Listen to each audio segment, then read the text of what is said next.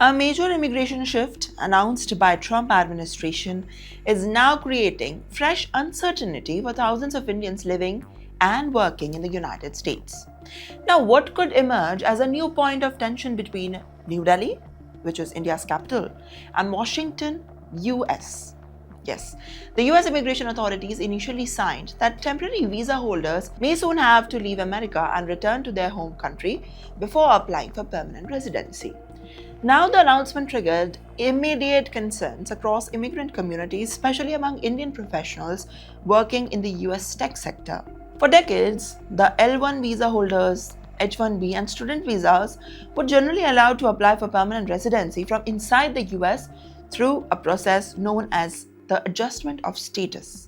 But that system allowed workers to continue their jobs, remain with their families, and avoid the long overseas processing delays. But then, the Trump administration's new policy memo suggested a very different way, a major reversal. Now, USCIS spokesperson Zach Scaler stated that foreign nationals staying in the US temporarily who want a green card would now be expected to return to their home countries before applying, except the extraordinary circumstances. And this move raised fear, obviously, along just because of separation, job disruptions, and then major uncertainty among the employers that are already dependent on the foreign talent.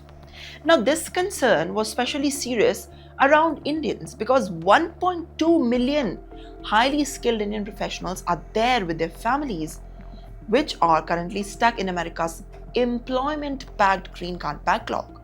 Now, that's a huge number. Indians also remain the largest number of H1B visa holders in the United States, working across technology, healthcare, engineering, finance sectors. And the immigration lawyers warned that forcing workers to leave during the green card processing could now leave only the US stranded and maybe them also for abroad for months and years due to the visa backlog and very limited appointments to the US embassy.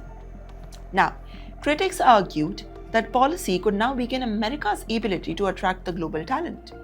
And that backlash soon expanded inside the US as well.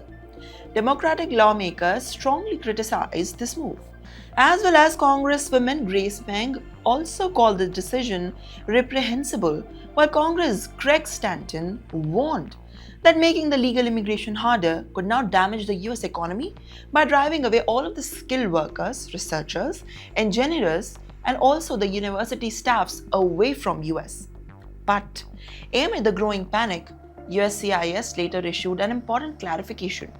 Speaking to Newsweek, Zach Scaler said that applicants who provide the economic benefit to the United States or serve the national interest would likely still be allowed to remain in the US while continuing the green card process. So, according to Scaler, the individuals contributing to the economy or maybe to the national interest will continue to their current path, though some of the applicants may still be asked to apply from outside of the country, from their own home country, depending on the individual circumstances. So for now, the clarification has brought a temporary relief for many professionals. But the immigration experts say that major uncertainty still remains because the admin has not clearly explained who qualifies under the economic benefit and who does not. What is your take on this? Make sure to comment down below.